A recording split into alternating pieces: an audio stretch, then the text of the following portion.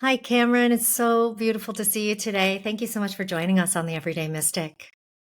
Yeah, of course. Hello, Carissa. Nice to see you again, and thank you for having me. Well, I think I shared this with you when we spoke that this is my favorite thing to do in the world, and podcasting or just doing this podcast doesn't feel like work for me because I get to just sit with amazing people like you to talk and have conversations and share in what is most on our hearts today and share with what I hope will be helpful and practical information for the Mm, audience to take away something that will either light a spark in them or mm. inspire them or awaken something in them. So you're certainly no stranger to awakening. You have an organization and a community called Awakenpedia. How did that start for you? What was the spark to awaken Awakenpedia? Oh man, that's a loaded question because I feel like in some ways the entirety of my life was one large twisted journey that led to the genesis of Awakenpedia. Um, so, I feel like perhaps to fully answer that question would require, a longer time. I could spend the entire time just talking about that. Um, but in short, the perhaps the more simple way to answer that is once I really surrendered to the unknown, so that I let go of control of trying to figure out and make something of my life to become somebody through corporate work, through the rat race, the pursuit of happiness, and trying to climb that corporate ladder. When I let go of that and quit, and I like to say I unplugged from the matrix, Mm, and I got in my Jeep the next day.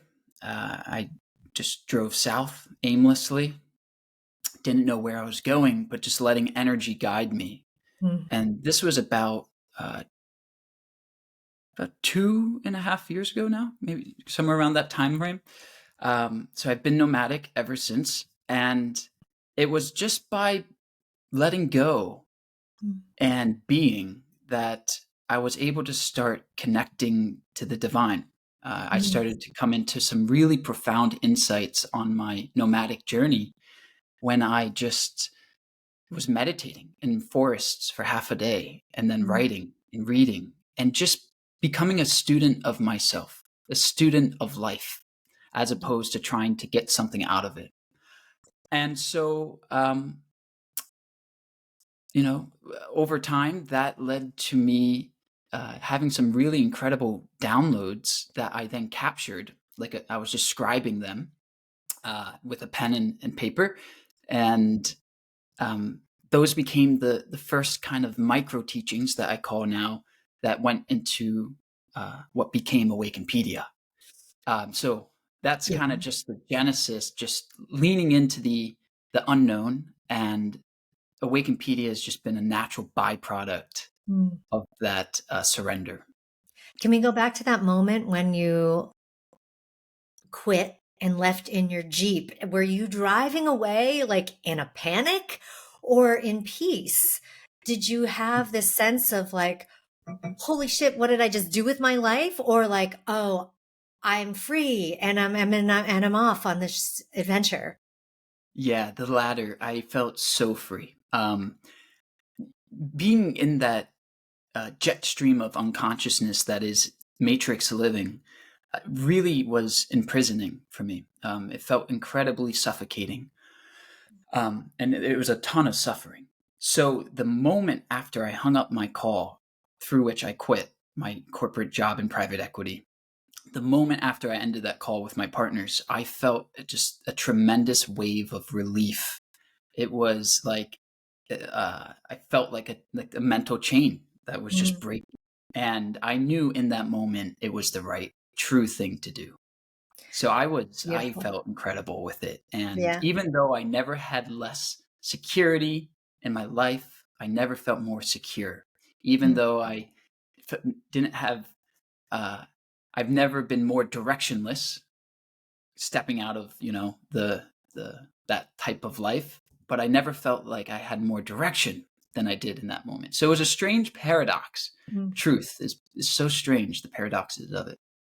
It's so true. Yeah, it's at on the one hand like fully stepping into the unknown but knowing it is the absolute right thing to do, right? Yeah, it's beautiful. Then what led up to this um moment? Because not, not a lot of people take the invitation to walk out of the matrix, step out of the status quo, to leave life that life as they know it, even though maybe there were whispers to that and they were miserable and unhappy. Some people, Mm. get diseases and awful things happen. Like, what was it for you that told you this was the right thing, that it gave you the courage to make that phone Mm. call and make that break? Mm. Such a great question, because so many people today, as you just pointed to, are presented with that doorway, the invitation. All you got to do is walk through it. And so many don't. They continue to remain plugged in to their unconscious ways of being, of existence, their daily routines, and um, continuing on in a lifeless state. So, as I describe it in many ways. But, Carissa, I think for me, I had this conversation with myself so many times uh, from a young kid. I'm realizing now that I had these awakening impulses from a very young age. I Mhm, was 13 years old, right after my dad passed, and I picked up Ralph Waldo Emerson, who's a transcendentalist from the 19th century, very well known. But he's one of the, like, I'd say, original spiritualists in many ways. And when I read his work, which is challenging to read, but when I read it at a young age, it lit me up inside. It lit a flame inside me that I couldn't even put words to at the time. I don't know why it moved me. Why does anything move us, right? mhm, Um, but for Emerson did, and it was all tied to just this awakening consciousness. But I come from a very traditional, mainstream, materialistically valued family. So I was put into private school. I was put into these very intense, materialistic environments that did not encourage and support an awakening soul. They continue to reinforce the conditionings of material values. mhm, So I suppressed it. I continued to just dismiss those impulses, the awakening impulses, and I continued to suppress and suppress and suppress over and over and over. And the more that happened, the louder the dissonance became, the more the suffering it felt to deny what the higher self wanted me to do, was mhm. asking me to lean into. And so it just got to a point where I couldn't do another day. I had this conversation with myself, like, this isn't right. Finance, private equity, this lifestyle, chasing money, all for just acquisition and material accumulation. It wasn't right. And it got to a point where I couldn't take another day. So it felt as if something quit for me. I walked in that day not knowing I was going to be quitting. Oh, wow. Yeah. So something came over me that did it for me, because it was as if it knew that Cameron, me, wasn't going to do it. Yeah. So um, Higher it was, self stepped yeah, in. yeah. Honestly, that's what it was. But it was just suffering that led to that point. The culmination of continuous suffering over and over that just intensified to the point where it became intolerable. And so it happened for me when it got to that point. How beautiful. Do you want to talk a little bit about your father and his passing? Because I know that that was, I mean, obviously the death of a parent at the age, at any age, but certainly when you're a child is hugely impactful and traumatic. And I know that the story around your dad's passing was even more so. Do you want to talk about that a little bit and maybe how that impacted? Yeah, I would. And thank you for asking and bringing that up. And, you know, it's actually not a sensitive topic for me anymore. It's one that is the basis of and foundation for Awakenpedia's mission, which is why it's so important to talk about. Mm, Um, uh, and through that, his passing, strangely enough, of course, would never prefer it, but it's paradoxically something that I am so grateful for. Perhaps the single thing I'm most grateful for, because it allowed me to examine the true nature of reality, mm, to ask those deeper existential questions of what is reality? What is death? What is loss? Are these even real things? And mm, so being forced to face those questions early, um, provided me with opportunities to let go of illusion, to step out of the mind made sense of reality, and ultimately to peek beyond the veil to mm, see what's true.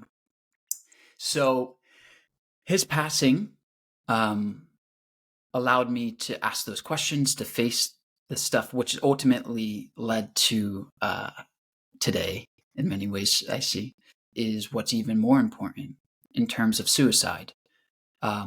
Because looking at not just his death, but how he died and why he died really gave me uh, just a pathway to even better understand reality and the ego and the mind and its dysfunction and insanity if you are so exclusively identified with it. mm, And through my own suicidal ideation, in context of my own journey, and then looking at his and how he died from suicide, it really was just ultimately became my doorway to insight, mm, my doorway to awakening. And I realized that it was the ego that consumed him. Um, I write about this, I speak about it.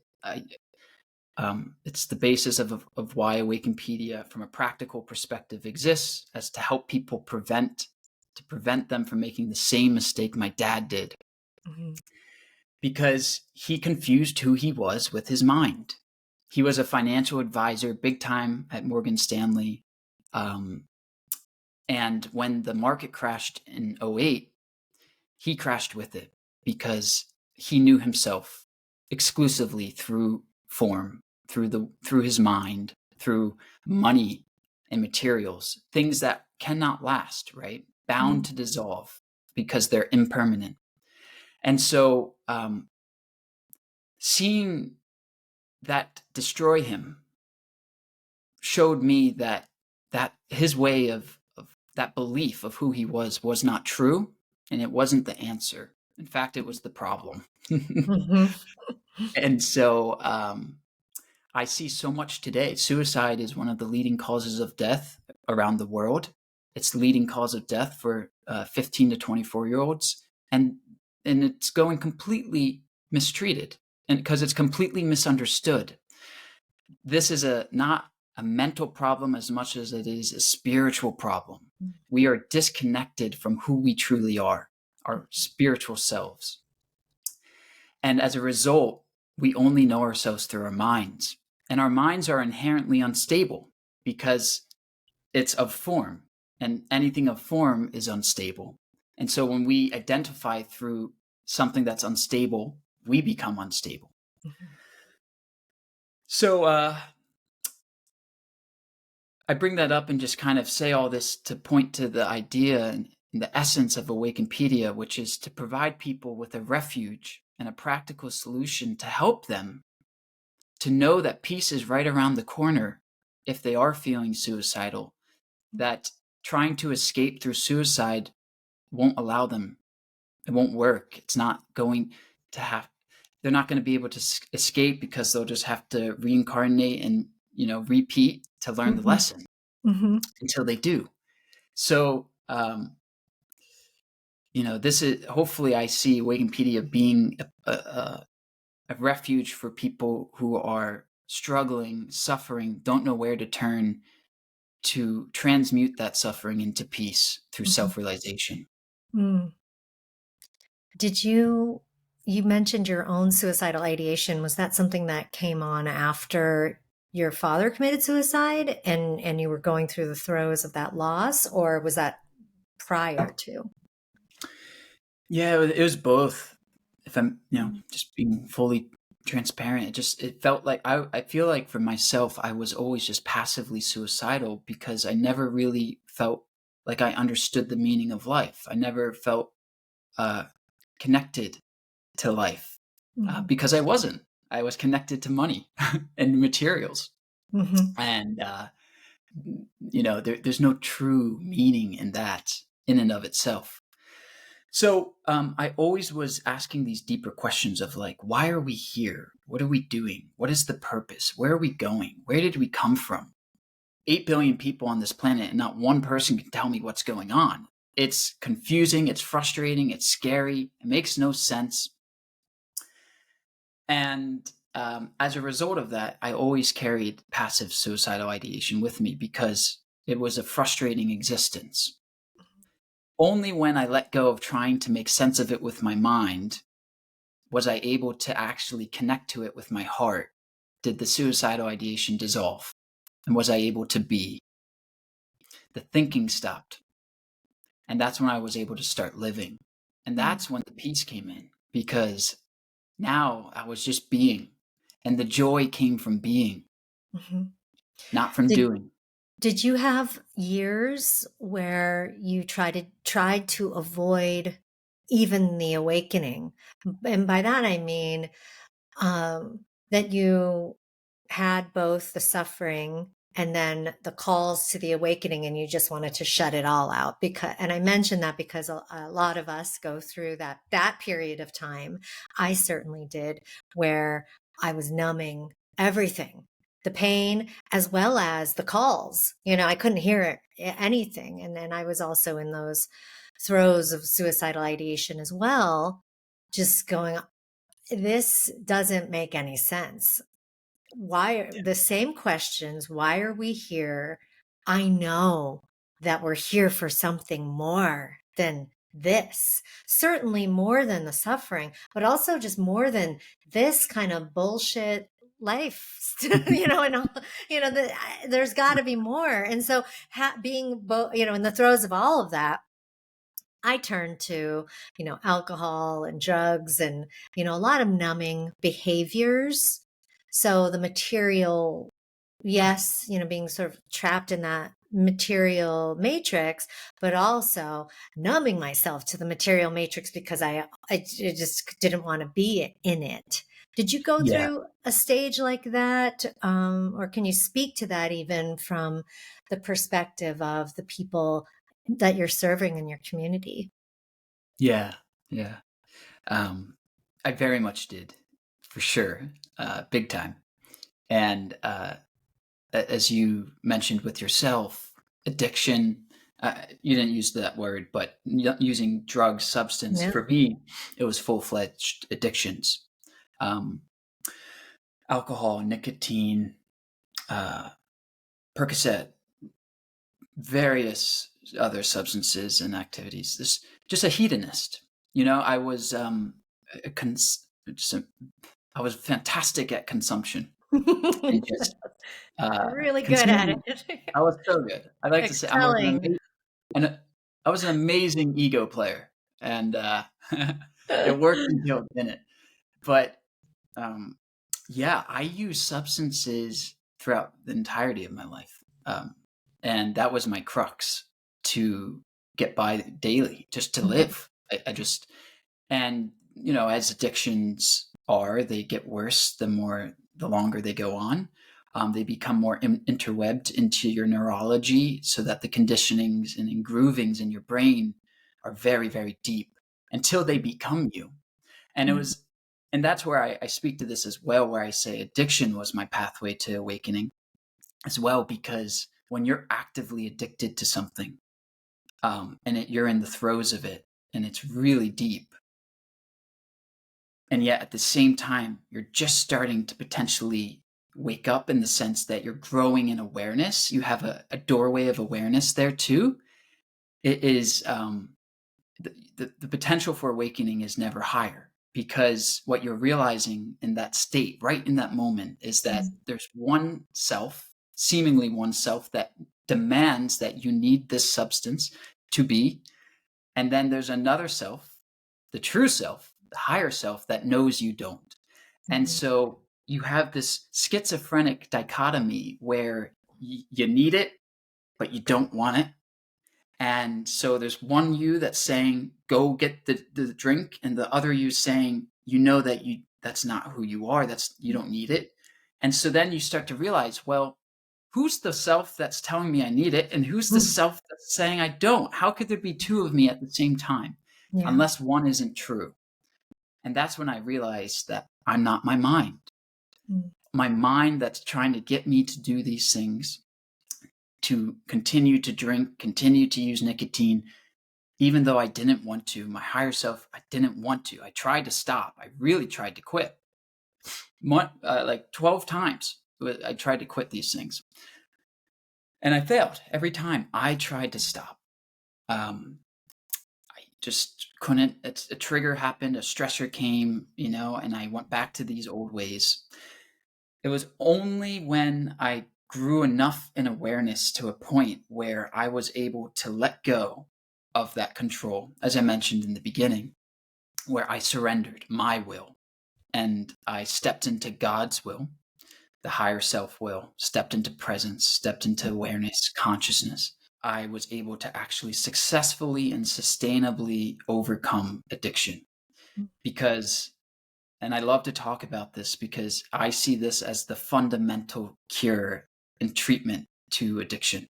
And I'm speaking from direct experience, that when you awaken and you're rising in consciousness, you are quite literally rising in energy. And that's a rising of vibration. And addiction only exists at a certain level of vibration. It's an unconscious state of existence, because addiction quite literally is an autopilot behavior, right? And so that's automation is unconsciousness. There's no awareness there. It's just happening on its own. And so addiction exists down here. And when you're awakening, you're rising up in energy, rising in vibration out of addiction. And now it's no longer compatible. Addiction can't exist here. And so if you get to this point of awareness of energy, addiction melts off of you. And Yeah. that's what happened for me. And when that happened, I quit nicotine cold turkey, quit alcohol cold turkey. I'm sober now, coming up on 3 years. I have no cravings, no urges, no impulses, and I haven't for as long as I can remember. And it just points to another beautiful byproduct and side effect of the awakening journey. Yeah. So anyway, long-winded way of answering your question of have I numbed myself? Yes, of course. Yeah. Hell yes. Been there, Yeah. sister. Yeah, I can relate to that melting away, and Mm, I picture it too in the same way of like, I just don't resonate with the energy of that. And that also came with the realization, when I was drinking, when I was taking, drugs, I was doing a lot of healing work. So I lived in this state of dualism within my own self for a long time, of where I was rising in consciousness. Certainly I was healing a lot of wounds, but I was also still doing a lot of these behaviors, and I was mm, living, in both of these places. And um it took and I relate to it taking the same level of realization of just breaking through the enough of the water, and like seeing above and go, oh, I can finally breathe. I finally am breathing in truth. I'm finally breathing in mm. the creator. I am breathing in all of life, not just like taking little sips and going back down. And like, okay, I could take a little sip, and then I sink right back down. I was like, oh, I'm fully buoyant now Mm. and above and floating on the life raft of myself, of my true Mm. self. Like, Yeah. oh, I didn't need anything else except for that true understanding of who Yeah. I really am and what I'm truly connected to know that that is what allows me to remain afloat or just on this beautiful water and get to like peek in and still be in it and see and experience it but not be drowning in it, Yeah. and sinking below and like needing to swim back up. It's just being like, oh, I'm on the surface of this, and how beautiful is it to see all of that. um Yeah. but it really took that awareness that I am the life raft, like I and I'm also held by God too. Now it's not Mm. just me, but it is my realization of my soul self connected to source that keeps that, I guess, the buoyancy there. Mm. Yeah, absolutely. That's a great way to describe it. And it reminds me, an analogy I tend to use is, and I don't know if you've heard this before, but when they say, put yourself up on a cloud, if something bad happens, I don't know if you've heard this. My grandma used to say this often, and then my mom would say it. It's just passed down as a bit of wisdom, which is to say, when you're going through something really challenging, an experience, a life situation, zoom out, put yourself on a cloud Mm. and look down on everything, and you can realize, put it into perspective Yeah. that what you're going through is just, one tiny little life situation on this, speck of a dot that is floating in infinite nothingness, Hmm. that we call Earth. Yeah. um, but awakening, the beauty of awakening is that putting yourself on that cloud, shifting yourself onto the cloud, no longer is a temporary, sitting of the cloud. Yeah. Now, awakening is quite literally a permanent shift onto the cloud, so that you're seeing and experiencing and interpreting life from Mm-hmm. that higher dimension, from that higher level of consciousness. Mm-hmm. And when you're sitting there and you're permanently there, no, now you're seeing life with ease and with peace, because you're not getting tangled up in the daily dramas and affairs of what's going on with your independent individual life situations. You're not identifying through them. You're able to see the bigger picture of everything, this macrocosm that's going on, as opposed to getting caught up in the drama of your microcosm. Mm-hmm. And that's the shift, right? That's that fundamental shift in consciousness that all these great spiritual teachers talk about. Eckhart Tolle is one famously that's most, I'd say, known to really speak to this shift in consciousness. And that's what's happening. It's shifting you off the ground into the clouds, essentially. Mm-hmm. Yeah. Um, Knowing that you're in the world but not of it. Mm-hmm. That's great wisdom from your mom and your grandma. And, it's something that both from a spiritual perspective, I've experienced, and also through even other healing modalities. Like when I Mm. studied neurolinguistic programming, that was a lot of the work we did was shifting the perspective, changing it from being in it to observing it, and working through kind of collapsing the movie, if you will, into a a changed, recreated moment from from that exact thing of just shifting and changing the perspective. So there's a lot of amazing wisdom out there that utilizes that. And I think it's good to mention here too that we can do this as a practice, and then more of the practice will lead to what you're describing of the you just simply living that way. But that is a journey, isn't it? That it Mm. takes a lot of the practice and also the daily maybe daily devotion, you might call it, to the practices or to this understanding of life, that this is what it is, to get to that place of where you're truly just living it. So let's talk Yeah. a bit about the practices, the Yeah. things that you do, um, so that people are aware that, it's not just becoming aware of this and going, oh, yeah, I can go to the cloud. And then, boop, I'm there. And then they're like, wait a minute, why isn't my whole life changed? What's going on? Why am I not happy? Why am I still suicidal? Um, let's Yeah. speak of the journey of the getting there. What has it been like for you? And what practices do you call upon in your daily life to kind of keep that alive and awake and aware? Mm.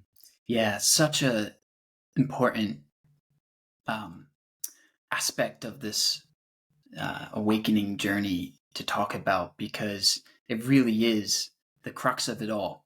The meditation isn't something that you just do, you know, once a day, whatever, 30 minutes in the morning or before bed, and then you spend the rest of your day being back in the mind. Meditation is life. Life is meditation. Mm. You got to bringing the meditation into daily life is the essence of practical enlightenment. Um, and yes, very much a journey, and therefore it requires your alertness and your participation with it, right? You can't just sit on the couch eating potato chips and wait for enlightenment to come, in the Mhm. sense that, you're just watching TV and like, well, it will come to me. You have to actively co-participate and co-create in this experience. And yeah, of course, the paradox of it all is that there's nothing to do. All you have to do, the doing is being, Mhm. and it's being here and now. And yet, strangely enough, the longest journey we'll ever take is the 18 inches from our mind to our heart. Um, and that's very true, right? Because that's the entirety of this awakening journey, is that the exodus from the mind to enter the heart. Not that we then can't use our minds, but the point is that we're not enslaved by our minds. We're not living out of a conditioned mind, but we're using it intentionally to serve us, as opposed for us to serve it. We regain mastery over the mind, right? And so, coming into practices and having a daily routine, I've found is really important. It's why in Buddhism they have precepts. And I just came out of a 10-day silent Buddhist retreat in the Ozarks, deep in the woodlands there. And we'd wake up at 5:30 every morning and go into the Dhamma hall, which is where we'd have our meditations and teachings. And we'd start every day repeating phrases and essentially taking vows, which they call precepts, about that guide our behavior, that guide our intentions, that set an energetic flow to bring and carry throughout the day.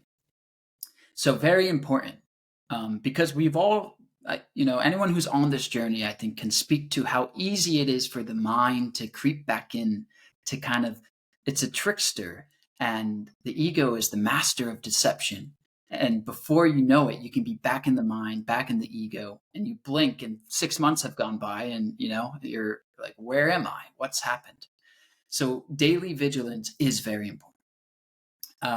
Some of the things I've done, Corissa, that have helped me personally, that really anchor me in the now. Meditation, of course. I'd like to start my day and end my day with meditation, and usually have a meditation check-in at some point throughout the day.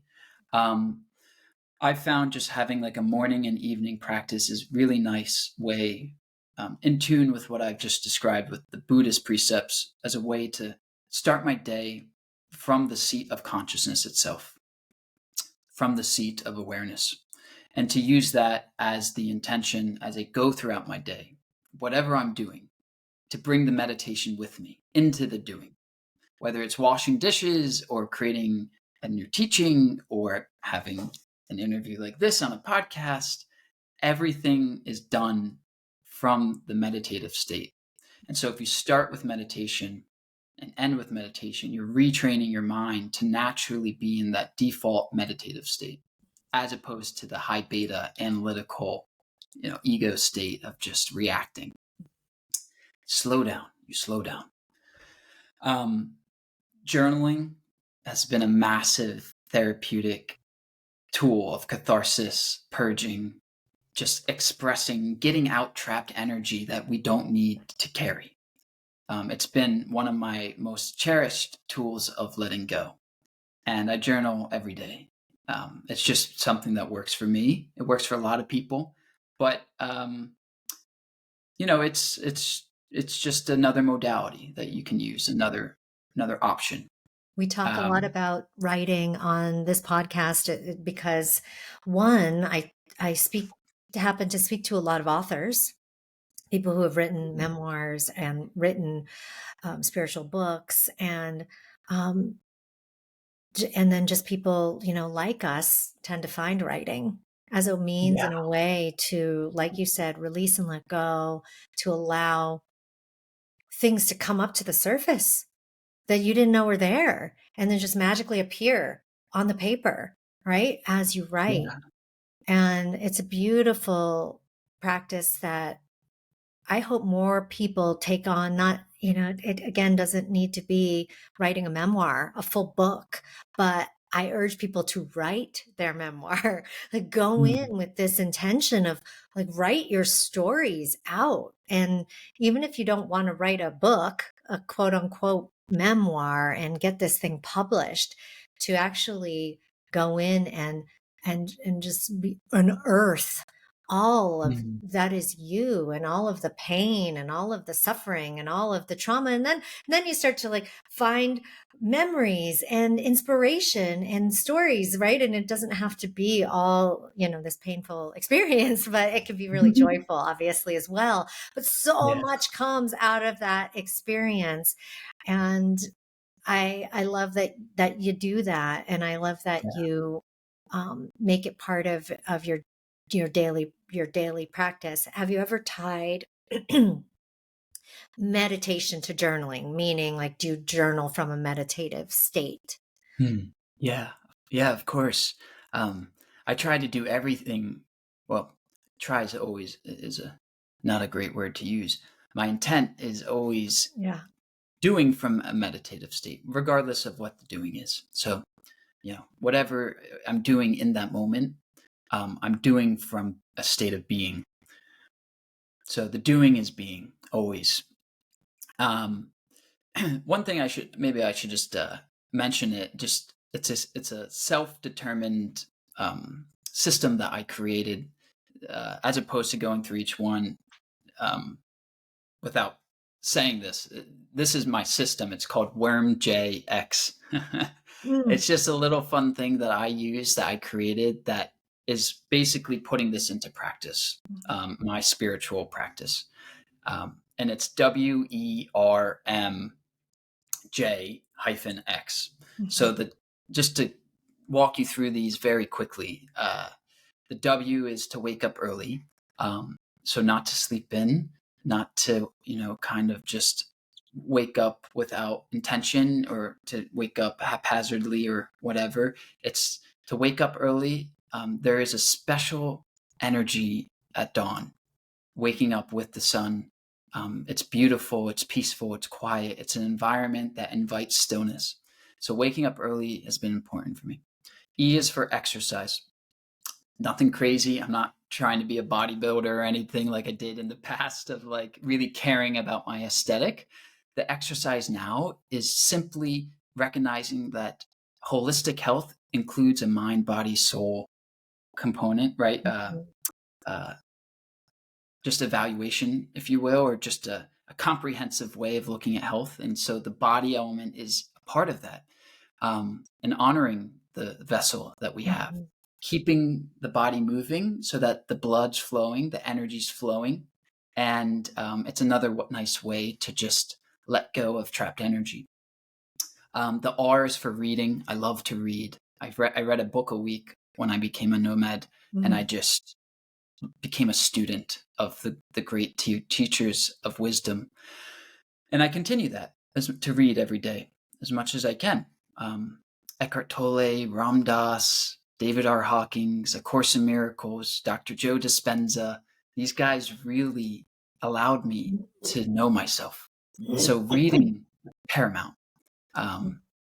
It doesn't always have to be the crux, but like include, a chapter a day, even a few pages a day. The M is meditation. The J is for journaling. And then the -X, the X is for no substances. So it's to keep my system clear. I found with myself, and I know with others, that when you include substances in your daily life, especially when it's unintentional substance use, you're creating static in your mind, body, soul ecosystem. So, and you may know this yourself, right? If you had like a ton of caffeine one day or something and you're like over caffeinated. Yeah. And you can't focus. You can't be present. You can't stay still. You can't be. You're jittering. You're all over the place. And so your connection to the divine is thwarted temporarily when you're in that overly substance-filled state. So for me personally, just with my more addictive personality and past, I like to stay away from substance because then I can be pure, unaltered, and my connection to the divine is completely clear. I have clear connection between the mind, body, and soul. There's no static. And through that, I'm able to channel very easily. And that's what allows me to create teachings so seamlessly. They just flow through me. I'm not doing anything except getting out of the way.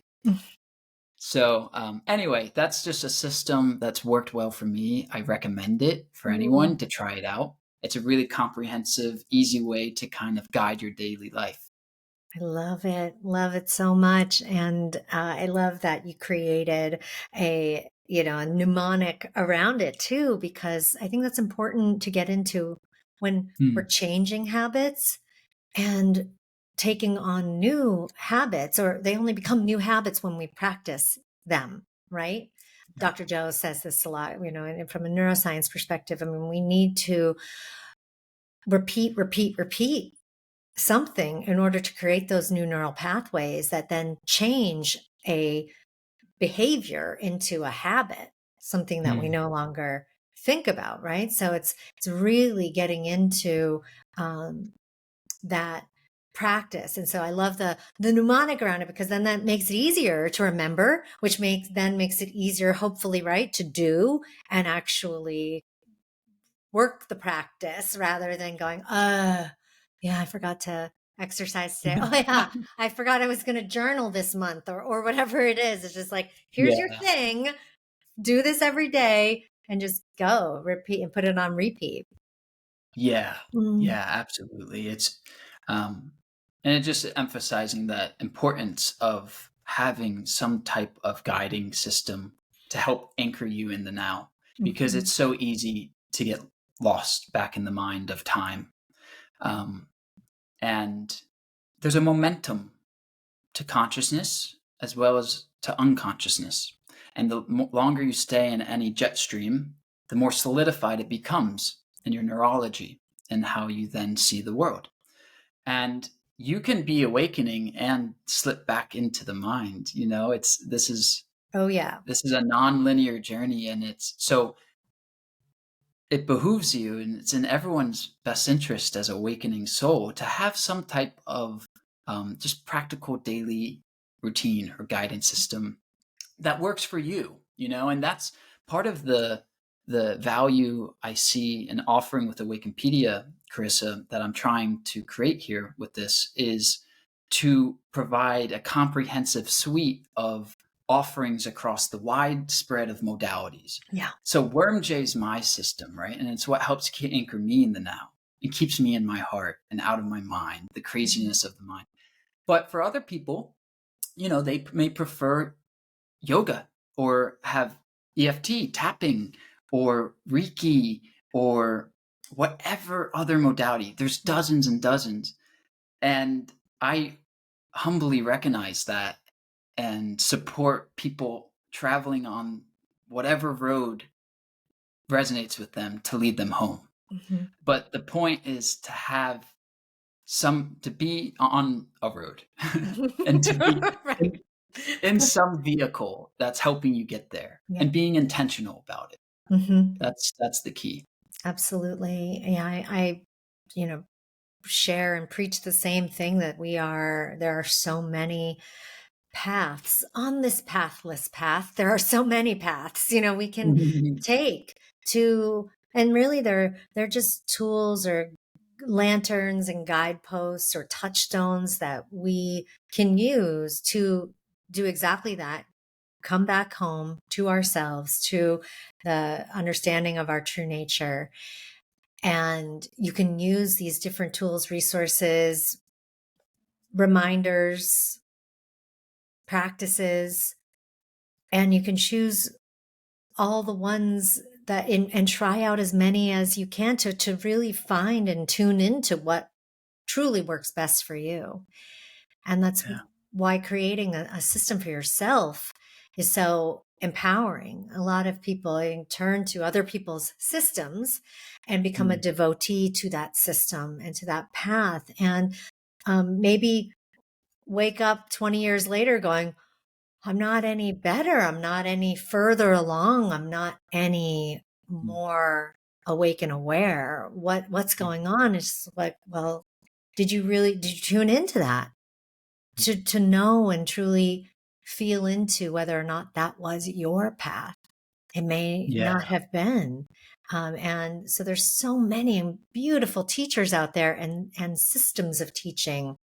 And yet, if you don't resonate and that's not your soul's path, it could be a wasted life following, Mm. that thing and really truly tapping into your own state of awareness and Mm. understanding to then find those right tools and teachers is the beginning. It's that begin that it is the genesis of that. It's Mm. it's the unplugging of right as you picture. I picture that with the movie The Matrix of what you say of okay, you've unplugged and now you're here. What is it calling you forth truly? And Mm. finding that is all of our own individual journeys. I mean, we can Yeah. help support each other and we can light each other up and we can be here for one another. But ultimately, it's your own path. It's your own Right. journey to that. And if you're still, like following other things and other people, you're not truly there in that place. Yeah. So what is it that for you allowed you to trust that you are the one that knows what those answers are. You're the one that knows what and can create WormJX and know what that is for you. Like what do you think it was for you that really solidified that trust? Mm. Yeah, great question. And I want to comment briefly just on what your beautiful overview of leaning into your path and following your heart and trusting your intuition. Because ultimately, yes, you are your own guru and you are your best spiritual teacher. Mhm. Um, we can look to others, we can read books, we can try out modalities, we can do all these things, we can learn from others. Of course, that's the essence of relationship. But you have to walk the path, right? You're going to have to actually walk the path. And what is when you look at that expression, walk the path, what does that really mean? It means you have to surrender. Mhm. That's how I interpret it. You have to let go and let go of control. You have to surrender over to the unknown, Mhm. which is a very scary thing to do. And it's why most people prefer to stay in the comfort of the known, the familiar. But the only way to actually realize what your question, which is like, how did you come into WormJX? How can you follow this with such certainty and faith? Well, it's through surrender. Surrender is the answer. It was only when I stopped trying to figure it all out and predetermine and analyze and control and construct something. It was when I just let go. Yeah. That's when all of this started to flood into me, and things happened by their own accord. Awakenpedia is coming into existence and growing by itself. I'm doing nothing. Only if I get out of the way, it does great. It's when I come try to control things and make things happen, and that's when it gets messed up. So continuously operating from a genuine, authentic state of surrender is the way to come into intuitive knowingness and connectedness with your higher self, the higher self. And then, things then because what's really happening when you're surrendered is that you're now going with life. Now life's working for you. It's flowing and you're flowing with it. You're not resisting anything. You're the yes man. You're in a state of unconditional acceptance to what is. You're not imposing any should on the now. And so there's no suffering anymore, because suffering is resistance to the now. So when you're operating from surrender, you're flowing with life, serendipities start to happen. You're living from faith. You knowing that God is by your side and in you, because it's of you. So, and of course, God, right, is just a euphemism to point to truth, to what is. But yeah, when you start living from that state of the divine through surrender, you start to just know. You start to know. Knowingness comes in. And that's the paradox. It's only when you surrender to the unknown that you can start to know. All right. Oh, yeah. And, for those who are listening who may feel like that's hard, like that sounds hard to let go and completely trust and be in faith, not just of God or a creator, but of yourself and your soul and what you are doing here, and not be in that state of, oh, well, I need to make decisions, don't I need to take action, don't I need to still be working my job, don't I? There is, and you spoke to it beautifully, there is life that continues to happen even from that state, and more beautifully it happens, more effortlessly it unfolds, more, as you said, serendipitously it arrives, and you go, oh, that was easy, or that was fun.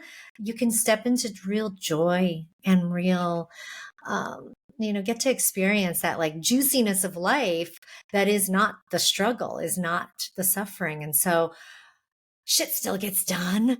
Your work gets done. Your relationships happen. You're still making money. You're still living. Yeah. It's just living from a different perspective. And I think that is important for people to hear, because, I think some people will picture, a spiritual, surrender and go, oh, okay, well, now does that mean I'm going to go just put on the robe and go live in a cave? If you want to, yeah, but not necessarily, right? It's you can be in this world, not of the world, as you mentioned earlier, right? Yeah. That's the key. And it's a great point, Carissa, because this is the future of where I think humanity is going. And it's called, Eckhart Tolle coined this expression, awakened doing. And it's doing done from the seat of consciousness rather than the seat of the ego. It's doing done from a state of love rather than fear. Doing done from a state of abundance rather than lack.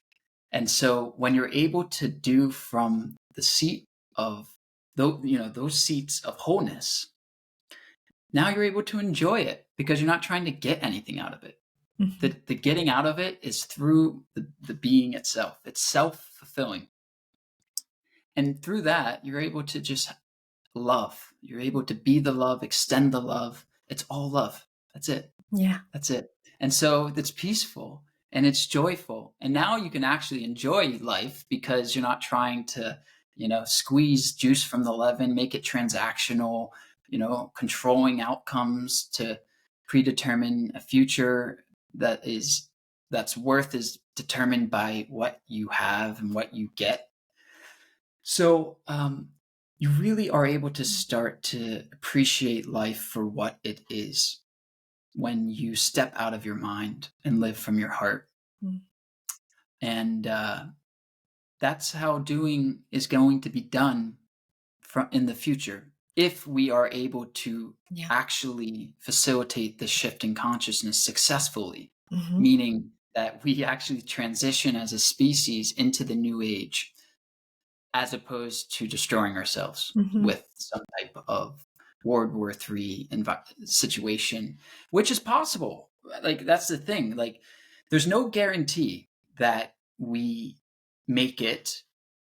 Many species cease to exist. In fact, 99% of species since the dawn of time no longer are here. Mm-hmm. So there's no guarantee that humanity continues to exist. We have to actually participate and work together here and play our part. Mm-hmm. We have to all step up as a human being and work together to transmute fear into love, to transmute the ego into truth, so that we stop destroying ourselves, killing each other, and viewing each other as transactions. And instead, we can now cooperate together Mm-hmm. and do from love instead of from fear. And we're going to see as time goes on, Carissa, more and more organizations and people, as more and more people wake up, it's going to start at the individual level first, right? As we're seeing people Yeah. like you and I, little pockets of light from different organizations here and there. More and more people are going to wake up, having conversations like this, contributing to the collective, conscious conversations. And then ultimately that's going to infect organizations. Mm-hmm. And, more and more people, systems, organizations are going to be coming into consciousness. And so we're going to see a revolutionized world if this is to continue. And this is what it means to have a new heaven, new earth, Mm-hmm. right? And what's happening with, often talked about as like shifting into the new earth. Yeah. It's the same earth, but experienced and interpreted from, as we said, the clouds, the Mm-hmm. higher dimension of consciousness. Mm-hmm. And I'm optimistic that we'll actually be able to get there and make this happen. And when we do, it will be an abundance and prosperity that we've never seen before. Mm-hmm. Um, Yeah. so I hope, and that's why I'm doing what I'm doing with Awakenpedia, why I've unplugged from the world and quit my job, and I'm doing this. Left $2 million on the table with my private equity career, because there's nothing that matters more than this, Mm-hmm. than consciousness, than Mm-hmm. life itself, and helping people wake up to the life that they are. This is Mm-hmm. everything, Yeah. and I just want to play my part, Yeah. actually contribute to humanity and help facilitate the shift in consciousness, and that be my contribution and how I spend my time here. Yeah. Well, I'm so happy that you answered the call and that you are doing what you're doing and walking your path and so beautifully lighting it up for others. Thank you so much for this wonderful conversation, for everything you're doing with Awakenpedia. I'll put all of your links in the show notes so that people can connect to you, to Awakenpedia. Anything you want to leave as a final word, feeling, thought? A lot of people today are, unfortunately, the majority of the world, in terms of where the world stands from a level of consciousness, is in the suffering state. We see it everywhere, right? There's suffering, endless suffering. and suffering is everywhere. Um, and so many people who will be watching this video and listening to the podcast are going to be in active states of suffering. Um, and I just want those people to know that the suffering is here to serve them. It's here to make them more conscious, and that peace is right around the corner. Mm. So hang on. Don't give up. Don't, if you're feeling suicidal, if you're having these urges, if you're feeling that darkness and going through the peak intensity of that dark night of the soul, hang in there. Peace is right around the corner. Engage with people like us. Go read books.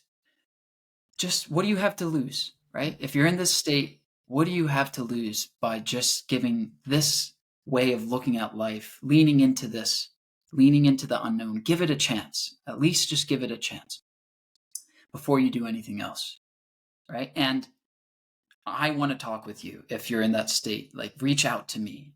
Mm. I'm sure it's the same for you, Corissa, right? As a light worker, like, there's people here that have walked that path, have been in those shoes, and have gotten to the other side of the darkness. Mm-hmm. It is happening all around the world, and it's beautiful. And this suffering so often is the vehicle that gets you there. And that doesn't make sense to the mind, but Right. it is what it is. It's how it works. It's the paradox of truth. And so if you're there, strangely enough, it means that you're just inches away from peace. Mm-hmm. And so, like, let us help you get there. Like, you can get there. You will get there. Beautiful. Yeah. Thank you, Cameron. Thank you.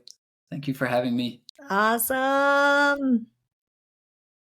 Oh, that was so good.